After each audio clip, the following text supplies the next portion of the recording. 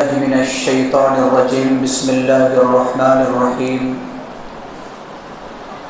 لن تنالوا البر حتى تنفقوا مما تحبون وما تنفقوا من شيء فإن الله به علیم۔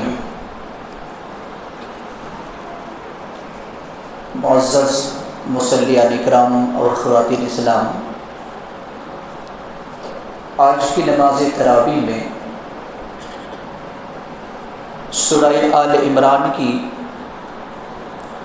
130 نمبر آیت سے مکمل سورت یعنی 200 نمبر آیت تک تلاوت کی گئی، اور اس کے بعد سورۃ النساء کی آیت نمبر 1 سے 42 تک تلاوت کی گئی، یعنی 5واں پارہ کا کچھ آیتیں اور کچھ حصہ تلاوت کی گئی ہیں۔ سورہ نساء سے متعلق آج میں باتیں نہیں کروں گا، انشاءاللہ کل سورۃ النساء سے متعلق باتیں رکھوں گا۔ آج سورہ آل عمران کا جو چوتھا پارہ ہے، پہلی آیت چوتھے پارہ کی لن تنالوا البر حتى تنفقوا مما تحبون، تم نیکی کو ہرگز اس وقت تک حاصل نہیں کر سکتے جب تک کہ محبوب اور پسندیدہ چیز کو اللہ کی راہ میں خرچ نہ کر دو۔ وما تنفقوا من شيء فإن الله به علیم، اور جو بھی تم خرچ کرو گے اللہ اسے خوب جاننے والا ہے۔ رمضان المبارک کا مہینہ ہے، اور جہاں اس مہینے میں لوگ بہت سارے اعمال کو انجام دیتے ہیں، وہاں انفاق فی سبیل اللہ کی بھی مثالیں پیش کی جاتی ہیں۔ اللہ کی راہ میں خرچ کرتے ہیں لوگ، چاہے وہ عام صدقات ہو یا زکوٰۃ کی شکل میں ہو۔ صحابہ اکرام میں جو مثالیں ملتی ہیں، خاص طور سے ایک صحابی رسول کا واقعہ آتا ہے مدینہ کا۔ اس صحابی کا نام تھا ابو طلحہ رضی اللہ عنہ، انصاری صحابی ہیں، اور ان کے کھجور کا ایک باغ تھا، اس باغ کا نام تھا بیروحہ۔ اس میں بہت سے کھجور کے درخت تھے، اور ابو طلحہ رضی اللہ عنہ کو اپنی جائیداد میں سب سے پسندیدہ باغ بیروحہ کا باغ تھا۔ جب یہ آیت نازل ہوئی کہ تم نیکی کو اس وقت تک پا نہیں سکتے، اور بعض مفسر نے بر سے مراد، نیکی سے مراد جنت بتایا ہے، کہ جنت کو تم اس وقت تک حاصل نہیں کر سکتے جب تک کہ اپنی پسندیدہ چیز کو اللہ کی راہ میں خرچ کر دو۔ تو جب یہ آیت نازل ہوئی، ابو طلحہ رضی اللہ عنہ دوڑے دوڑے نبی صلی اللہ علیہ وسلم کی خدمت میں آئے اور کہا، اللہ کے رسول صلی اللہ علیہ وسلم، قرآن میں اللہ رب العالمین نے آیت نازل کی ہے، اور میرے نزدیک سب سے پسندیدہ چیز، پسندیدہ جائیداد، پسندیدہ مال بیروحہ کا باغ ہے، میں چاہتا ہوں کہ یہ اللہ کی راہ میں وقف کر دو۔ مثال کس طریقے سے صحابہ اکرام دے رہے ہیں۔ آج ہمارا ماحول یہ ہے کہ کہنے کے باوجود ہماری جیب خالی نہیں ہوگی، اور ہم یہ سمجھتے ہیں کہ جنت جو ہے معمولی سے مل جائے گی۔ صحابہ اکرام کس طریقے سے قربانی پیش کر رہے ہیں کہ سب سے پسندیدہ باغ یہ ہے، اور میں چاہتا ہوں کہ اللہ کے رسول یہ آپ کی راہ میں یا اسلام کی راہ میں قربان ہے۔ آپ صلی اللہ علیہ وسلم نے کہا، یہ بہت ہی نفع بخش تجارت ہے، بہت ہی نفع بخش تجارت ہے۔ پھر کہا کہ تم اپنے رشتہ داروں میں تقسیم کر دو، اپنے چچا زاد بھائیوں میں۔ حضرت ابو طلحہ رضی اللہ تعالی عنہ نے اس باغ کو تقسیم کر دیا اور جنت کو حاصل کر لیا۔ لہذا اللہ کی راہ میں خرچ کرنا ہے، اگر ہم جنت چاہتے ہیں تو اللہ کی راہ میں پسندیدہ چیز کو خرچ کرنا ہے، تو ہم نیکی اور بھلائی کو پا سکتے ہیں۔ اسی طریقے سے سورہ آل عمران کی آیت نمبر 103، آج مسلم معاشرے کے اندر لوگ فرقہ بندی میں بٹے ہوئے ہیں، الگ الگ فرقے میں بٹے ہوئے ہیں، اور ہر فرقہ چاہتا ہے کہ میں حق پر ہوں، اور آپس میں مسلمان لڑ پڑ رہے ہیں، اور مسلمان کی بنیاد اور مسلمانوں کا جو ڈھانچہ ہے وہ کمزور سے کمزور تر ہوتے جا رہا ہے۔ اللہ رب العالمین نے سورہ آل عمران کی آیت نمبر 103 میں ارشاد فرمایا وَاعْتَصِمُوا بِحَبْلِ اللَّهِ جَمِيعًا وَلَا تَفَرَّقُوا وَاذْكُرُوا نِعْمَةَ اللَّهِ عَلَيْكُمْ إِذْ كُنْتُمْ أَعْدَاءً فَأَلَّفَ بَيْنَ قُلُوبِكُمْ فَأَصْبَحْتُمْ بِنِعْمَتِهِ إِخْوَانًا وَكُنْتُمْ عَلَى شَفَا حُفْرَةٍ مِّنَ النَّارِ فَأَنْقَذَكُم مِّنْهَا۔ اللہ رب العالمین نے کہا کہ اے مومنو، تم اللہ کی رسی کو مضبوطی سے تھام لو اور آپس میں پھوٹ مت ڈالو، گروہ بندی، فرقہ بندی، جماعت بندی میں مت بٹ جایا کرو، کیونکہ یہ مسلمانوں کے ڈھانچہ کو کمزور کرنے کا اہم ذریعہ ہے۔ آج مسلمان پوری دنیا کے اندر دوسرے نمبر پر ہے، عیسائیوں کے بعد سب سے زیادہ مسلمانوں کی تعداد ہے، لیکن وہی مسلمان سب سے ذلت اور رسوائی کی زندگی گزار رہے ہیں۔ اس کے بنیادی سبب کیا ہے؟ بنیادی سبب یہ ہے کہ ایک جماعت دوسری جماعت کو، دوسری جماعت تیسری جماعت کو کفر کا فتویٰ لگاتی ہے۔ اللہ رب العالمین نے کہا کہ اللہ کی رسی کو مضبوطی سے تھام لو اور تم فرقہ بندی میں مت بٹ جایا کرو۔ وَاذْكُرُوا نِعْمَةَ اللَّهِ عَلَيْكُمْ، اللہ کی اس نعمت کو یاد کرو جو تم پر ہے۔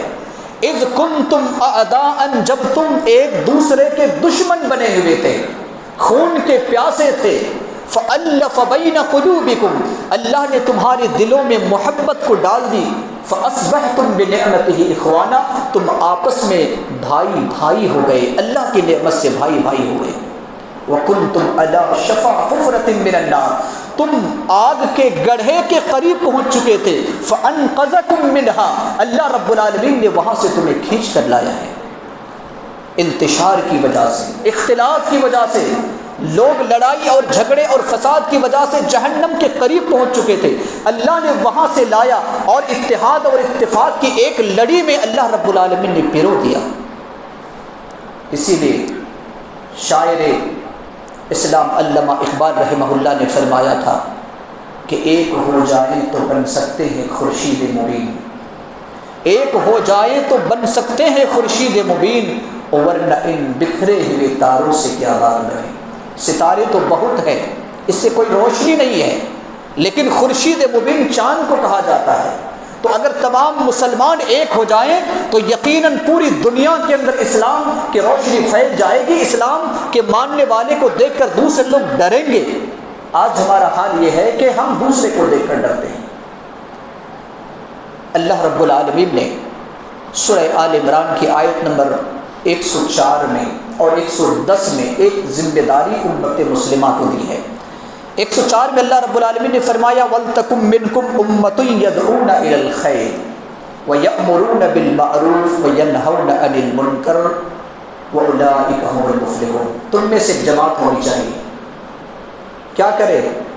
جو لوگوں کو بھلائی کی طرف بلائے، برائی سے روکے اور اللہ پر ایمان رکھے۔ اور 110 نمبر آیت میں اللہ رب العالمین نے فرمایا کنتم خیر امت، تم بہترین امت ہو، اخرجت للناس، تم لوگوں کے لیے پیدا کیے گئے ہو۔ ہمارا وجود ہمارے لیے نہیں ہے، یہ نہیں ہے کہ ہم پیدا ہوئے اس دنیا میں جیے مرے اور ختم ہو کر چلے گئے، نہیں، ہمارا وجود دوسروں کے لیے ہے۔ کنتم خیر امت اخرجت للناس، تم دوسرے لوگوں کے لیے نکالے گئے ہو، تم مشرکوں کے لیے پیدا کیے گئے ہو، یہود و نصارہ کے لیے پیدا کیے گئے ہو، غیر مسلموں کے لیے پیدا کیے گئے ہو، تم انہیں توحید کی طرف لاؤ، تم بھلائی کا حکم کرو، برائی سے روکو، اگر ایسا کرو گے تو تم کامیاب ہوگے۔ آج ہم خیر امت رہنے کے باوجود، بہترین امت رہنے کے باوجود ہم ذلیل اور رسوا کیوں ہیں؟ کیونکہ ہم نے اس اہم فریضہ کو ترک کر دیا ہے۔ دعوت اور تبلیغ کا جو فریضہ ہمیں اللہ رب العالمین نے دیا تھا، اس کو ہم نے چھوڑ دیا ہے۔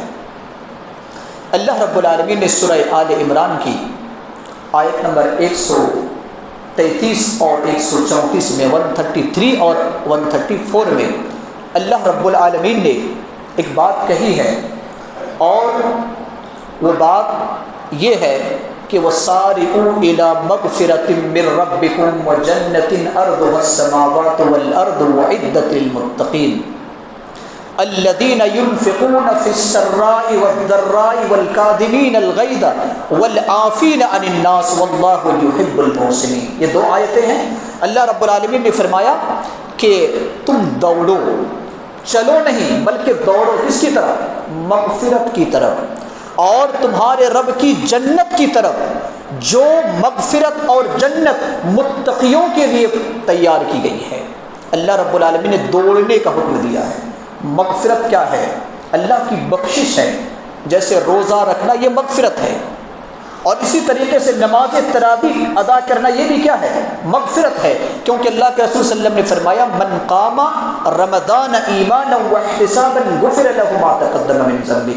جو نماز تراویح کو ایمان اور احتساب کے ساتھ ادا کرے گا اس کے اگلے گناہ معاف کر دیے جائیں گے، پچھلے گناہ معاف کر دیے جائیں گے. اللہ کے رسول صلی اللہ علیہ وسلم نے ارشاد فرمایا ہے. تو مغفرت کی طرف دوڑنا ہے، چاہے وہ روزے کی شکل میں ہو، نماز تراویح کی شکل میں ہو، دیگر نمازوں کی شکل میں اور دیگر عبادت کی شکل میں ہو. جنت کی طرف بھی ہمیں دوڑنا ہے.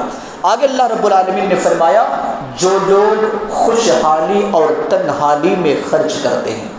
آج ہمارا کیا حال ہے کہ جب ہمارے پاس پیسے ہوں تو ہم خرچ کرتے ہیں، جب کچھ انکم نہ ہو تو ہم خرچ نہیں کرتے. لیکن اللہ رب العالمین نے سرا اور ذرہ کا لفظ استعمال کیا ہے. سرا کا مطلب کہ جب تمہارا بہت زیادہ انکم ہو رہا ہے اس وقت بھی خرچ کرو، اور ذرہ کا مطلب ہے جب انکم نہیں ہو رہا ہے اپنی استطاعت کے مطابق 100 نہیں تو 10 بھی خرچ کرو، 10 نہیں تو 1 بھی خرچ کرو. لیکن اگر تم خرچ کرتے ہو تو اللہ رب العالمین نے یہاں پر اس بات کو ذکر کیا ہے فی السراء والضراء. آگے اللہ رب العالمین نے یہ کہا والکاظمین الغیظ والعافین عن الناس. یہ لوگ کیا کرتے ہیں؟ متقی لوگ غصے کو پی لیتے ہیں اور لوگوں کو معاف کر دیتے ہیں. ہمارا محاورہ کیا ہے؟ غصے کو تھوک دینا. قرآن کہتا ہے غصے کو پی لینا، تھوکنا نہیں ہے. اللہ رب العالمین نے کیا کہا؟ والکاظمین الغیظ، غصے کو پی لیتے ہیں اور لوگوں سامنے والے کو معاف کرتے ہیں. ایسے لوگوں کو اللہ پسند بھی کرتا ہے. لہٰذا ہماری ذمہ داری ہے مسلمانوں کہ ہم اور آپ خوشحالی میں اور تنگ حالی میں اللہ کی راہ میں خرچ کریں، اور اسی طریقے سے ہم غصے کو کنٹرول کریں اور لوگوں کو معاف کرنا سیکھیں. اللہ رب العالمین نے آیت نمبر 159 میں، یعنی سورہ آل عمران کی آیت نمبر 159 میں فرمایا ہے نبی صلی اللہ علیہ وسلم کے بارے میں، اور ہمارے لیے بھی کئی نصیحتیں ہیں. فَبِمَا رَحْمَةٍ مِّنَ اللَّهِ لِنْتَ لَهُمْ وَلَوْ كُنْتَ فَظًّا غَلِيظَ الْقَلْبِ لَانفَضُّوا مِنْ حَوْلِكَ فَاعْفُ عَنْهُمْ وَاسْتَغْفِرْ لَهُمْ وَشَاوِرْهُمْ فِي الْأَمْرِ فَإِذَا عَزَمْتَ فَتَوَكَّلْ عَلَى اللَّهِ إِنَّ اللَّهَ يُحِبُّ الْمُتَوَكِّلِينَ. اللہ رب العالمین نے ارشاد فرمایا کہ اے نبی صلی اللہ علیہ وسلم آپ اپنے رب کی نعمت سے نرم دل ہیں. نبی صلی اللہ علیہ وسلم کیا تھے؟ نرم دل تھے. آپ اپنے رب کی رحمت سے نرم دل ہیں. اگر آپ بد مزاج اور یا بد زبان اور سخت دل ہوتے تو جو صحابہ آپ کے ارد گرد آ رہے ہیں وہ چھٹ جاتے، دور چلے جاتے. لہٰذا آپ انہیں معاف کر دیجیے، آپ ان سے مشورہ طلب کیجیے. وَشَاوِرْهُمْ فِي الْأَمْرِ فَإِذَا عَزَمْتَ فَتَوَكَّلْ عَلَى اللَّهِ. اور کسی بات میں جب آپ ارادہ کر لے تو اللہ پر بھروسہ کریں، کیونکہ اللہ پر بھروسہ کرنے والی کو اللہ پسند کرتا ہے. اس آیت مبارکہ میں اللہ رب العالمین نے کئی باتیں کہی ہیں. پہلی بات یہ ہے کہ ہمیں اور آپ کو اپنے دل کو نرم کرنا ہے. زبان کو کیا کرنا ہے؟ بد زبان نہیں بنانا ہے، کیونکہ بد زبان انسان کو دور کرنے کا ایک ذریعہ ہے. اور بد زبان اتنے خطرناک بیماری ہے. ایک عربی شاعر کہتا ہے کہ جراحات السنان لہا التیام ولا یلتئم ما جرح اللسان. عربی شاعر اپنے اشعار کے اندر کہتے ہیں کہ انسان جو تلوار سے زخم کرتا ہے تو یہ زخم مٹ جاتا ہے. جراحات السنان لہا التیام، تلوار سے اگر آپ کسی کو زخم کریں گے تو وہ زخم مٹ جائے گا. ولا یلتئم ما جرح اللسان، اگر ہم زبان کے ذریعے سے کسی کو زخم کریں گے تو زخم زندگی بھر مٹنے والا نہیں ہے. زبان کتنے خطرناک ہتھیار ہے کہ ہم کسی کو کوئی برا الفاظ کہہ دیں تو اس کی زندگی تک وہ آخری الفاظ وہ رہے گا. اسی وجہ سے انسان کو بد زبان نہیں ہونا چاہیے. اللہ کے رسول صلی اللہ علیہ وسلم نے کہا تھا کہ تم زبان کی حفاظت کر لو اور شرمگاہ کی حفاظت کر لو تو میں تمہیں جنت کی سند دیتا ہوں، جنت کا سرٹیفکیٹ دیتا ہوں. نبی صلی اللہ علیہ وسلم نے کہا تھا. اسی لیے آگے اللہ رب العالمین نے یہ بھی فرمایا کہ تم آپس میں مشورہ کر لیا کرو. نبی صلی اللہ علیہ وسلم سے کہا گیا کہ ہر معاملہ میں کیا ہونا چاہیے؟ مشورہ ہونا چاہیے. اور قرآن مقدس کے اندر ایک سورت ہے 42 نمبر جو سورت ہے قرآن مقدس میں، اس سورت کا نام کیا ہے؟ سورۃ الشورى، یعنی مشورہ والی سورت. اور اس کے 38 نمبر آیت میں سورۃ الشورى کی آیت نمبر 38 میں اللہ رب العالمین نے کہا وَأَمْرُهُمْ شُورَىٰ بَيْنَهُمْ، ان مومنوں کے ہر کام مشورہ کے تحت ہوتے ہیں. آج ہمارا کوئی کام مشورہ کے تحت نہیں.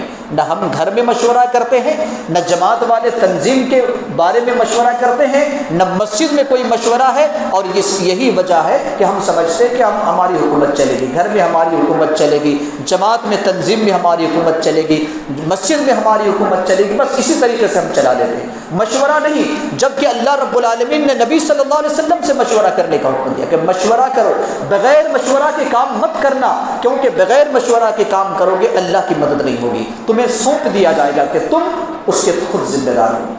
اور آخری آیت میں پڑھ کر اپنی بات کو ختم کرتا ہوں، جو ایک اٹل حقیقت ہے جس کو کسی نے انکار نہیں کیا ہے. آپ سے اگر سوال کیا جائے کہ وہ کون سی حقیقت ہے جس کو کسی نے بھی انکار نہیں کیا ہے، آپ جواب دے سکتے ہیں؟ موت کو. اللہ جزائے خیر عطا فرمائے. موت کو کسی نے انکار نہیں کیا ہے. اللہ رب العالمین نے سورہ آل عمران کی آیت نمبر 185 میں ارشاد فرمایا کل نفس ذائقۃ الموت وانما توفون اجورکم یوم القیامہ فمن زحزح عن النار وادخل الجنۃ فقد فاز وما الحیاۃ الدنیا الا متاع الغرور. موت کا مزہ ہر شخص کو چکھنا ہے. کوئی جان ایسی نہیں ہے جو موت کا مزہ نہیں چکھے گی. اور تم میں سے ہر شخص کو اس کا پورا پورا بدلہ دیا جائے گا. جسے جہنم سے بچا لیا جائے اور جنت میں داخل کر دیا جائے وہ انسان سب سے بڑا کامیاب ہے. دنیا کے سامان تو دھوکے کے ہیں. اللہ رب العالمین نے صاف لفظوں میں فرمایا ہے. مسلمانوں، موت کو کسی نے انکار نہیں کیا ہے اور موت ہر ایک کو آنی ہے. اللہ رب العالمین نے کہا کہ اس موت کی تم تیاری کر لو، کیونکہ انما توفون اجورکم یوم القیامہ، تم جو بھی عمل کرو گے اس کا پورا پورا بدلہ اللہ رب العالمین قیامت کے دن اللہ ضرور عطا کرے گا. لہٰذا ہمیں اور آپ کو اچھا عمل کر لینا ہے تاکہ جب قیامت کے دن اللہ رب العالمین اچھے اور برے اعمال کا بدلہ دے تو ہمیں افسوس کرنا نہ پڑے اور ہم دنیا بھی دھوکہ میں نہ پڑ جائیں. اسی لیے اللہ رب العالمین نے فرمایا وَمَا الْحَيَاةُ الدُّنْيَا إِلَّا مَتَاعُ الْغُرُورِ، دنیا بھی سامان تو صرف کیا ہے؟ دھوکے کے ہیں.